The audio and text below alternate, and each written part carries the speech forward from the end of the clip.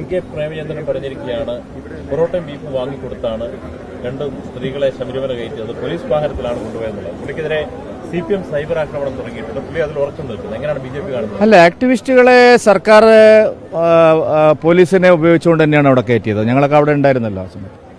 ആക്ടിവിസ്റ്റുകളെ തെരഞ്ഞുപിടിച്ച് കൊണ്ടുവന്ന് പോലീസ് വാഹനത്തിലും ആംബുലൻസിലും ഒക്കെയാണ് അവിടെ കൊണ്ടുപോയിട്ട് 18-ാം പടി ചവിട്ടിച്ചു എന്നുള്ളത് സത്യമാണ്. അതിപ്പോൾ പ്രേമേന്ദ്രനെതിരെ ആക്രമിക്കേണ്ട കാര്യമില്ല. കാരണം വെച്ചാൽ മുഖ്യമന്ത്രി അത് ഓൺ ചെയ്താണല്ലോ.